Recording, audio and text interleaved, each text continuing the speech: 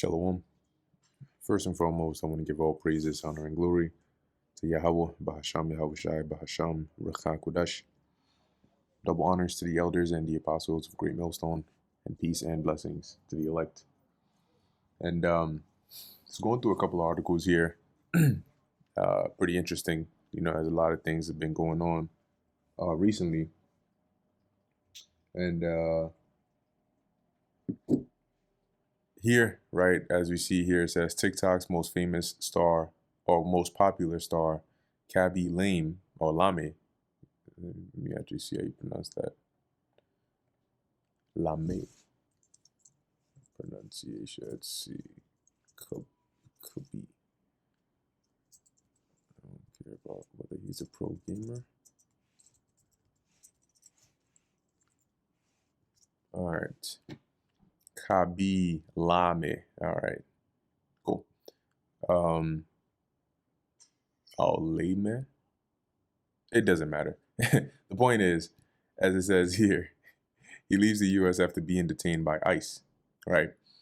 It says here, TikTok star Khaby has voluntarily left the United States after being detained by immigration agents in Nevada for allegedly overstaying his visa, the Department of Homeland Security has said.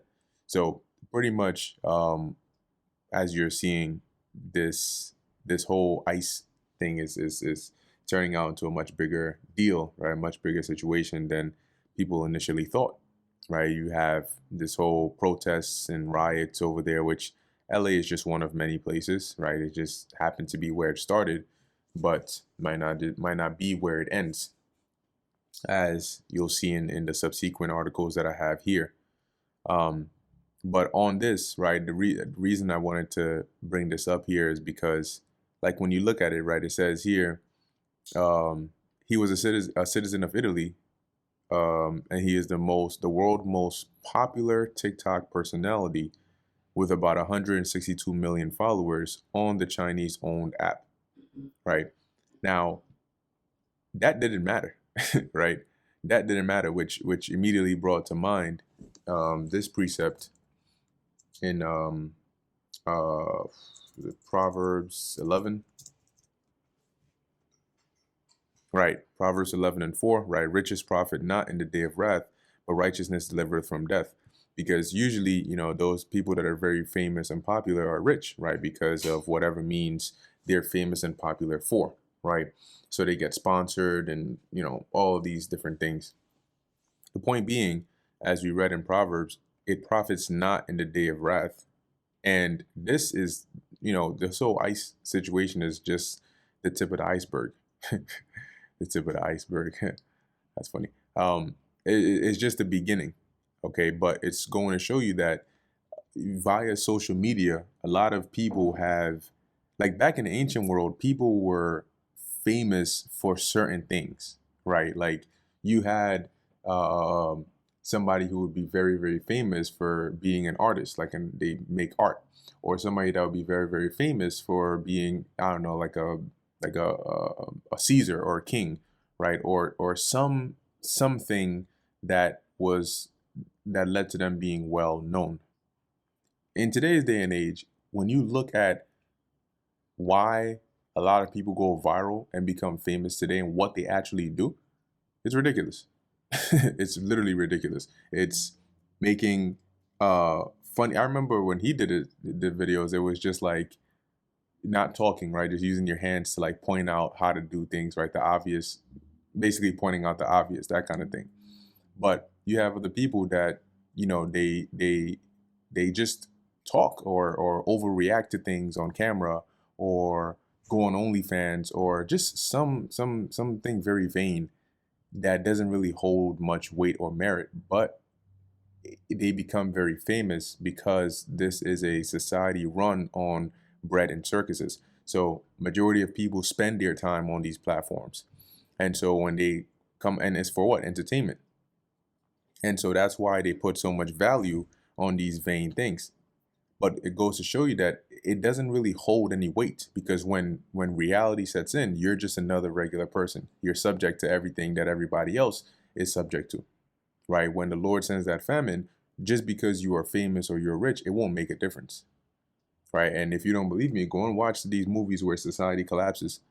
It doesn't matter if you meet somebody. Oh, I was a scientist, or I was a well. Maybe it might matter if you were a scientist or if you were a nurse or a doctor or something. Because guess what? Now you might have some value because you're of use. In a time when there's danger and chaos, it would be needful to have somebody that knows how to, heal others and so on. But if you just say, "Oh yeah, I was this famous TikToker, I was famous on OnlyFans, or I had like 4.5 million followers," who gives a damn? The world is ending, as they call it, which it is, right? It's the end of an age, and there's no food. Why does it matter whether you had 3 point something million followers or whatever you had on there? It doesn't matter, right? So that's when reality sets in. Okay, when they start rounding people up, grabbing people up, all that is not going to do anything. That's why the latter part of this verse says, "But righteousness delivereth from death." That's what is going to cause a difference, right? When you find yourself in a difficult position, it's not going to be your status or your fame. It's going to be whether the Lord is dealing with you or not. That's what's going to hold merit or hold weight. Okay, so just wanted to mention that real quick, dealing with when I saw this headline. The next thing I wanted to mention, because nowadays there's like so much happening. You can't do one video on each topic. There's so much you gotta start putting multiple in one video. Um, but here I saw this. I think Tesla just announced that it's somewhere around the ending of June they're gonna also be releasing their driverless cars in in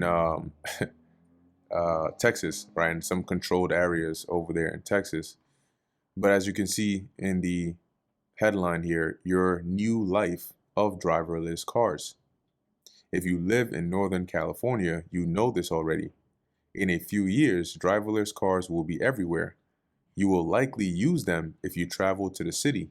If you live in a town or any substantial of any substantial size, you or someone you know will likely use them. And that's the thing, right? Like now it's to the point where like you won't even drive your car anymore, right? You'll just get in the car and it'll drive to the destination. And what's going to be navigating it and all of that? Of course, artificial intelligence, but this is going to be the new norm, and it's going to be eventually to get to the point where it'd be hard to think back to a time when people drove you to other places, right? Because of how they're gonna try to normalize this to where driver in the beginning it's gonna be like, oh shoot, like yo, this is crazy, but then eventually people would get desensitized to it, and then it just becomes a normal thing. Oh, I'm just gonna call Uber real quick, and the Uber pulls up like the freaking Batmobile, and there's no driver. It's just a car. Isn't that interesting? And that is the new life that's on its way. So it's not a matter of fighting against it, really. It's just a matter of when. Because there, as we speak right now, like if you look at the waiting period, right? They mentioned here a few years. Those few years, if that, are not a few years of them debating whether they should do it or not. It's a few years of them putting this into production and mass producing it and then experimenting, right? By releasing, certain a few amount out there, testing it, fixing any errors, and then re-releasing it again and again and again. That's what those few years are for. So it's not a matter of if they're gonna do it, but when it's gonna be ready. Um, I'm not really gonna read much into this. You can if you want the details, but you get the point from what it is, right? But it's yet another step into the merging, right, of artificial intelligence and the world, to where now it's almost like freaking they want to turn the actual Earth into like part AI, part nature. And the last headline I have here is related back to the first article. Here you have a professor, right, sending an email encouraging campus to join LA protests against ICE. And it seems like they didn't learn from the last time they did those, right? You had certain universities where their students were doing the Hamas protests, and it didn't really end too well for them. Well, here you have professors encouraging their students to go and join in this. And like I said, man, this guy, right, this guy Trump that's in there, he's the kind of guy to do what he in his mind has to do, right? So he didn't hesitate to bring out the military, and he's the kind of guy who won't hesitate to declare martial law, right, if it comes to it. An English instructor at Glendale Community College recently sent an email encouraging the campus community to join in protests against U.S. immigration and customs enforcement, which is pretty much going against the federal government. Now,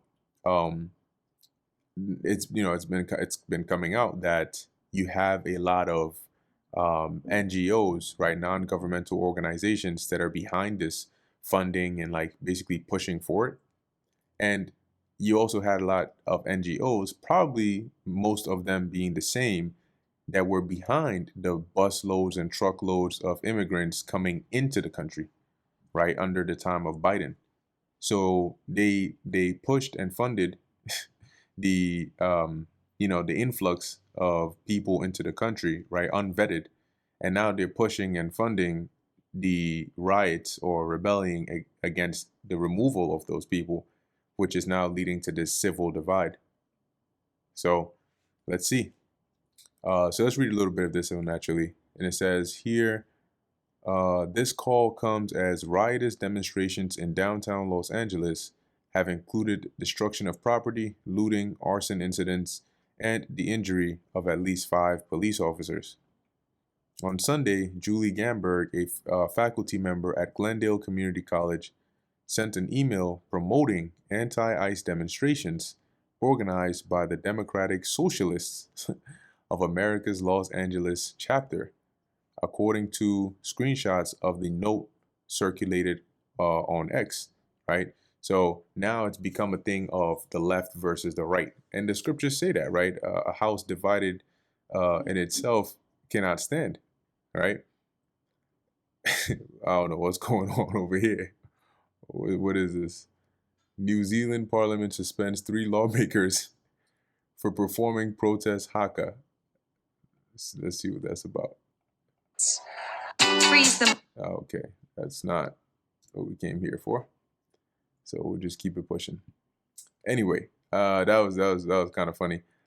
It says here, citizens who know their rights can disrupt and slow ICE incursions, stated a DSA flyer Gamberg embedded in her email. I wanted to share that Glendale has a contract to hold ICE detainees, and there is some mobilizing. It's all to legally define the. Okay, that's the one. There is some mobilizing around Tuesday's city council meeting. Now, I believe this Saturday there's supposed to be something.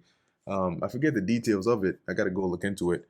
But I think they were like they're going to be holding protests, right?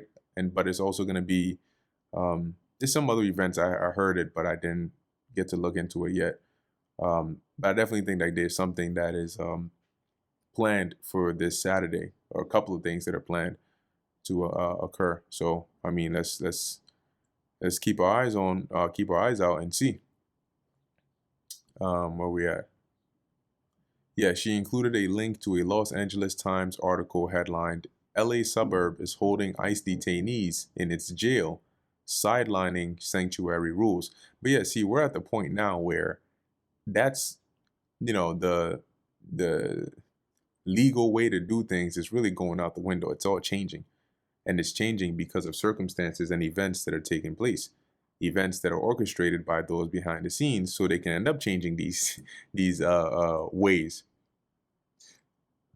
And don't let it get to the point where he declares he uses the Insurrection Act, right? Because then you're just stepping further and further into uncharted territories, and it's just gonna escalate from there.